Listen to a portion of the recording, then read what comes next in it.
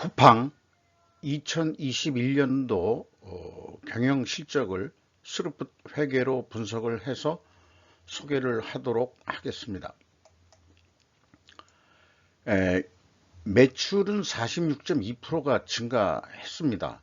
그러나 영업손실 96.5%가 증가를 해서 영업적자 1조 2천억 원이 발생이 됐습니다. 왜 그런지 한번 좀 살펴보기로 하죠. 하단에 나와 있는 내용 참조해 주시고요. 내용이 좋았다고 생각하시면 구독, 좋아요 꼭 부탁드리겠습니다. 그리고 1.5배속을 보시기 바랍니다.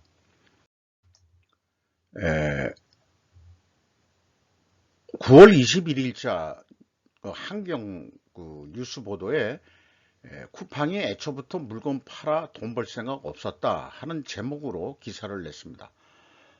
쿠팡의 기막힌 전략 이런 표현을 했는데 쿠팡을 좀 띄우고 있는 그런 환경 기사네요. 트래픽이라는 용어를 하면서 그게 뭐냐 그러면은 쿠팡 안으로 많은 사람들이 들어와서 복작복작 거리게 하는 게 목적이다. 그렇게 되면은 나중에 돈이 된다. 뭘 하더라도 그 카카오 예를 들어 가지고 카카오 그거를 좀 꼭 무료로 쓰게 하고 그 다음에 이제 여러 가지 물건 파는 거 광고 뭐 이런 거로 이제 돈을 벌었다 뭐 그런 걸 소개하면서도 뭐 그런 게 이제 기막힌 전략이다 뭐 하는 모양인데 어쨌든 그 투자도 계속 받고 있고 그 다음에 이 차입금도 상당히 많이 차입을 돼 있는 상태입니다. 그래서 그 한국판 아마존이 나올 수 있지 않겠냐 이렇게 좀 한껏 띄워주고 있네요. 그리고 뭐 네이버 신세계가 뭐 또 약진도 할 수 있지 않겠냐 뭐 이런 의견도 하면서 근데 정작 유통 1등이 롯데인가요? 난 그건 모르겠는데 뭐 하는지 궁금합니다 하는 식으로 이제 그 설명체로 뉴스 보도를 냈습니다.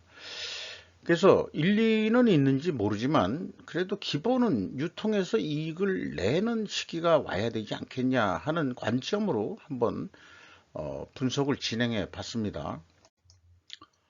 요거는 그 네이버에서 그 쿠팡 주가에 대한 내용이 나왔는데요. 16.99달러. 그래서 이 작년도 연말에 비해서 이렇게 지금 하락했다가 다시 조금 올라갔다가 다시 지금 내려가고 있는 그런 모양새를 요거는 이제 그 야후 파이낸스에서 그 표시한 건데 이 빨간 거로 표시를 하니까 조금 더 눈에 확 띄게 좀 이렇게 되는데 뭐 비슷한 똑같은 그래프 거의 비슷하게 나타나 주고 있습니다. 매출을 보면은 그 20조 원을 달성해 가지고 2020년보다 무려 46.2% 매출이 증가했습니다. 그리고 여기 매출 재료로 표시한 거는 이제 상품이 되겠죠. 근데 상품은 44.4%가 증가했습니다. 그러니까 이 스루풋 금액으로는 50.7%가 증가했는데 스루풋률은 0.9% 증가를 했습니다. 그러니까 마진율이 0.9% 증가했다 이렇게 보겠죠. 그럼 돈 좀 벌어야 되는데 왜 돈을 못 버냐 그러면 운영 비용이 가파르게 또 오르고 있습니다. 그러니까 스루풋 보다도 운영 비용이 더 세게 나가니까 56.9% 증가했으니까 당연히 생산성은 떨어지는 거고요. 그래서 적자가 1조 3,250억이 1조 2,325억 원의 그 적자가 났습니다. 96% 적자가 증가하고 원가 회계 영업 이익보다 615억 원이 더 적자가 난 금액인데요. 상품을 하면서도 이것을 보면은 분석을 해보면은 상품에 뭔가 애드하는 게 있다. 가공비가 그게 뭐 쿠팡 이츠 같은 건지 어떤 건지 저는 잘 모르겠습니다만은 어쨌든 그런 그 차이가 나고 있는 게 분석이 됩니다. 그 재고를 보면은 재고자산 내역은 뭐 그 굳이 그 할 건 없고 다 100% 상품이 되니까 상품은 4천억 원이 증가를 했습니다. 그리고 전년도에는 더 증가를 했었네요. 5천억 원대로.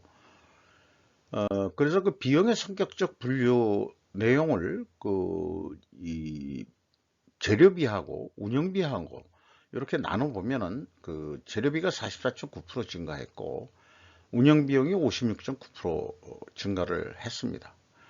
그리고 그 가공 비율이 들어가는 거로 산출이 됩니다. 가공비가 15% 선이고요. 소유점 한 자리로는 0.4% 증가가 됐습니다. 그러니까 상대적으로 0.4%지만은 상품 매입 가격이 조금 하락했다. 이게 인플레 시대에 뭐 그럴 수도 있는 건지 아닌 건지 어쨌든 그 총 비용에서 어, 그 원재료 비율은 가격이 약간 내려가지 않았느냐 이렇게 이제 판단이 됩니다. 어, 그 운영 비용 중에서 주요 비용으로 인건비가 4조 2천억 원대가 나갔는데 2020년보다 그 2조 한 8천억 원대보다 무려 52.2% 인건비가 크게 증가를 했습니다. 아, 전체 운영 비용 중에서 그 인건비가 차지하는 비율이 매우 높죠. 58%. 그러나 전년 대비보다는 1.8% 감소했습니다. 아, 이게 그 감사 보고서 내역을 하기 때문에 그 기업 상장이 된 사업 보고서가 없어가지고 그 전체 인원수를 몰라서 인당 평균 임금은 파악하기는 좀 어려웠습니다. 그리고 이제 그 이 배송, 로켓 배송으로 유명한 거니까 운반 및 임차료가 6,895억 원이 집행이 됐는데 56.6% 증가, 운영비용 증가분 중에서도 그 많이 증가했고 인건비도 많이 증가했고 이렇게 되겠습니다. 그리고 이제 그 이 두 번째로 더 많이 나가는 것은 그 운반 및 임차료보다도 더 그 큰 금액이 나가는 것은 서비스 이용 수수료라고 하는데 이게 아마 그 이 미국 서버 그 뭐 아마존 거를 이용을 하고 있다나 뭐 해서 지급 수수료가 나가는 것 같습니다. 근데 이런 비용들이 이제 본인들의 어떤 그 이 서버 자체가 없다 보니까 이런 비용들이 크게 이 증가해서 나가고 있다. 이렇게 봐지네요. 그게 좀 문제일 것 같습니다. 그 아마존도 그 말하자면은 그 몰리는 그 시간대라든가 이런 것때 이제 먹통이 좀 되고 그래가지고 하드웨어 서버를 크게 투자를 해서 오히려 그 한가한 시기 때는 그 서버가 남아가지고 빌려준다 이런 얘기거든요. 한경에서 설명은. 그래서 이제 이 미국 서버를 좀 빌려서 쓰고 있다. 근데 이제 이런 비용이 거의 뭐 1조 원이나 나간다면은 영업 적자 1조 원 중에서 이게 매우 큰 금액을 차지하는 거죠. 인건비는 뭐 그냥 나간다 치더라도 뭐 이런 그러니까 예를 들어서 이 비용을 조금이라도 절감할 수 있는 무슨 길이 무엇인지 그것이 아직 확 와닿질 않네요. 그러니까 어차피 이것도 나가는 비용이다 그러면은 결국 돈을 벌기 위해서는 에, 그 스루풋을 올리는 그런 여러 가지 그 다양한 그 수익원들이 또 개발이 돼야 되는 것은 맞는 상황이라고 할 수 있겠습니다. 어쨌든 그 뭐 한 이제 10년 정도 됐는데 매출이 계속해서 급격히 상승하고 있는 추세는 맞습니다. 2단계 그 재고자산 회계 투명성 검증은 의미가 없고요. 제가 좀 맞춰놓은 수치이기 때문에 3단계 그 현금 흐름표 기준 전체 재고자산의 증감액에 좀 문제가 있어 보입니다. 이거를 현금식으로 읽어보면은 5,875억 원의 현금이 나갔는데 재고를 구매하기 위해서 근데 장부상으로는 4천억 분이 그 증가를 안 했다. 그러면 1,800억 원대의 현금이 어디로 날아갔느냐? 그러면은 이제 이 회사는 상품의 평가 손실을 작업을 하는데, 그거를 감안해 빼주면은 일치를 해야 되는데, 전년도 2020년도는 일치를 하거든요. 근데 이제 2021년도에 거의 뭐 1700억 대의 현금이 어디로 날아간 거죠. 그래서 보면은 작년에 물류센터 화재, 덕평 물류센터 화재 손실로 추정이 됩니다. 근데 회사가 뭐 설명해 놓은 거는 없습니다만은 뭐 쿠팡에 대해서 뭐 옹호가 아니고 좀 변론을 할 수 있는 입장이라면 이 1700억이라는 돈이 아마 화재로 다 날아간 것 같다. 뭐 이렇게 추정을 해야 되지 않겠냐. 뭐 생각은 그렇습니다.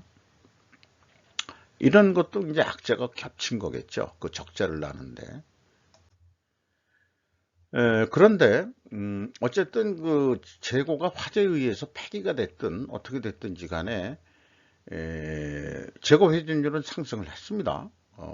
재고 회전율 상승이면 이제 돈 좀 벌어야 되는데 그게 아니고 스루풀률은 물론 뭐 조금 이렇게 0.01% 0.1포인트 상승은 했죠. 뭐 여기까지는 괜찮았죠. 그래서 경영평가 지표는 좀 낮아지고 있다 이렇게 볼 수 있는 거고요. 임팩트 미래 가치 주가에 영향을 미친다고 보는 지수를 개발한 건데 64.7%나 크게 상승했습니다. 그러면은 주가가 상승해야 되는데 실질적으로는 운영 비용이 너무 많이 들어가서 그렇게 적자가 나고 있다 이렇게 볼 수 있겠어요. 또 주가도 좀 하락세고 매출 조건의 수금 속도를 보면은 연간 11.6회전이면은 한 달에 한 번 정도는 수금이 된다 이렇게 볼 수 있겠어요. 좀 속도 빨라졌고 또 매입 채무에 대한 지급 속도도 좀 빨라지긴 했습니다. 이게 이제 이 유통업체의 특징이기도 하죠. 그러면은 한 4회전 했다고 보더라도 납품 협력업체는 3개월에 한 번씩 돈을 받는다. 요런 수금 속도는 재고 회전율하고 연결해서 생각하면 됩니다. 납품을 10.2 속도로 했는데 수금은 더 빨리 했다 이런 얘기가 또 되겠죠. 근데 이제 납품을 하는 협력업체한테는 돈을 좀 늦게 주고 있다. 이게 이제 뭐 이마트나 뭐 딴 데도 마치고 GS25C 뭐 이런 데도 그렇고 CEO BGF 리테일도 그렇고 이런 이 유통 구조 를 가지고 있는 것 같습니다. 그래서 원가 회계로 손익분기점이 어느 정도 돼야 매출이 일으켜야 손익분기점이 되겠는지 그거를 한번 좀 연습 게임을 해 봤어요. 그래서 A 단계에서 판매 관리비가 일단 계속 증가하는 추세이기 때문에 배송비도 그렇고 또 인건비도 그렇고 또 그래서 65% 2021년 실적보다는 65% 증가할 것이다. 크게 매출도 크게 증가하다 보니까 그러면은 31조 원대를 하면은 이게 손익분기점이 산출이 됩니다. 이 경우에 매출원가는 요거는 뭐 용어들은 다 이 제조업 기준으로 해놨기 때문에 총 제조 비용을 총 상품 비용이라고 보면 되겠죠. 그래서 상품 재료비가 40% 정도 증가가 할 거다. 그 다음에 가공비도 15% 비율이지만 요거는 45% 작년에 예를 들어서 요 정도 선으로 아마 증가할 것 같다. 그 다음에 재고도 한 45% 더 증가할 것 같다.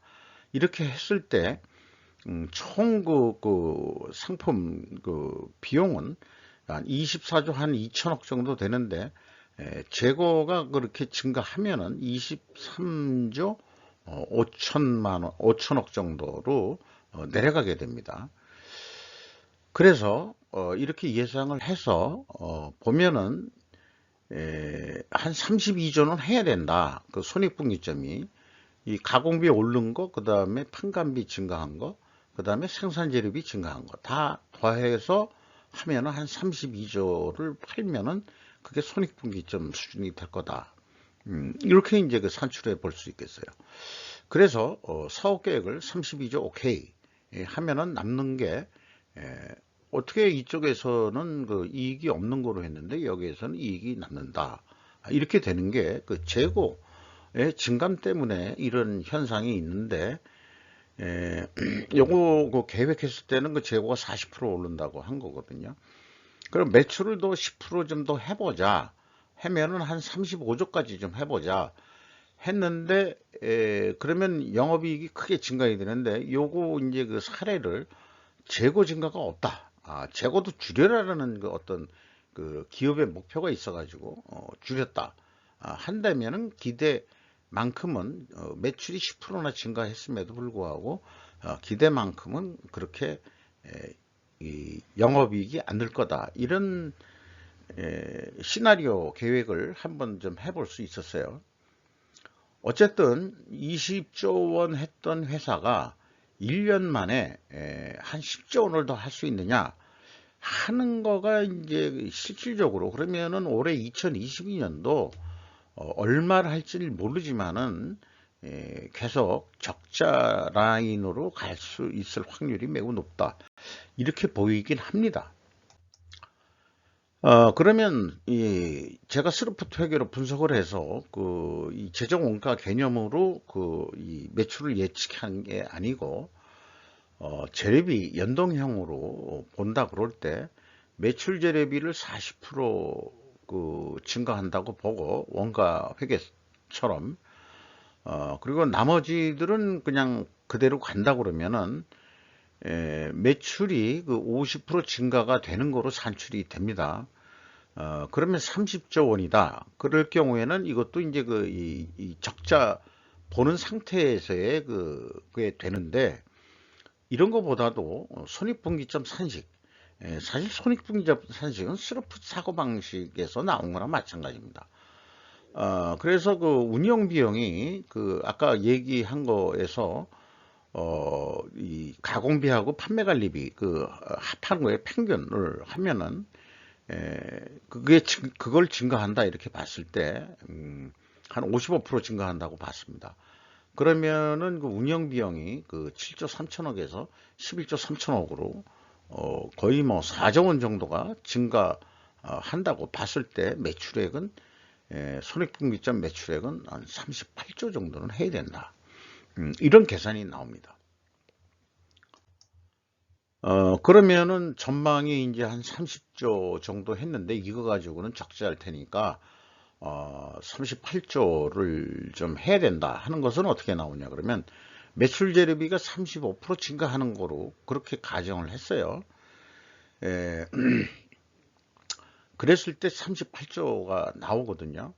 그래서 그 제한을 38조 5천억은 해야 그 손익분기점 수준이 됩니다라고 했는데 실제 이제 그 매출 재료비 증가한 거하고 그 다음에 가공비 증가하는 거하고 이렇게 그 비율을 해 보면은 그래도 그 좀 적자다지만은 한 144 정도면 거의 손익분기점 선에 제한을 하는 거나 마찬가지죠. 그런데 이제 원가 회계는 32조면은 된다고 그래요. 5조 차이나 납니다. 5조 차이. 이게 이제 스루프 쪽의 접근 방식이 저는 더 합리적이다 이렇게 보거든요.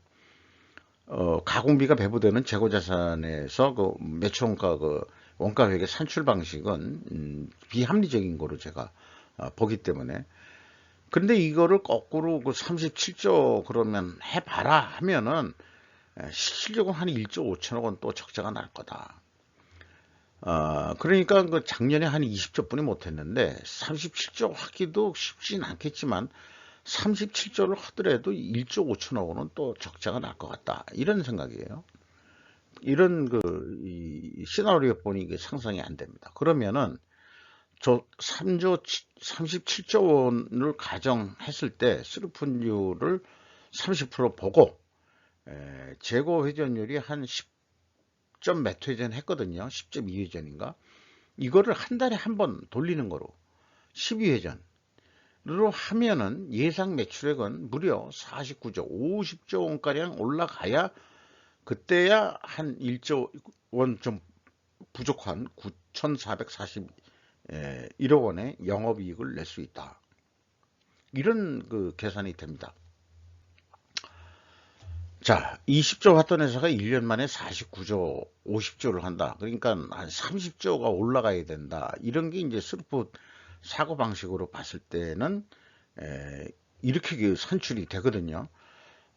불가능한 그런 그 사업 예측을 해 봤는데 왜 그러냐 그러면은 도대체 이익을 내려고 그러면은 유통을 중심으로 했을 때 어떻게 되겠느냐 그러면은 적어도 재고 회전율을 12회전은 해야 된다. 이것을 결론으로 내면서 이 12회전 하기 전까지는 영업 손실은 계속 날 거다 하는 게 이제 제 주장인 것입니다. 이상 쿠팡 2021년도 이 말하자면은 그 손익 내용을 스루풋 손익으로 분석을 해서 2022년 말 매출까지 예상해 보는 거로 그렇게 진행을 했습니다.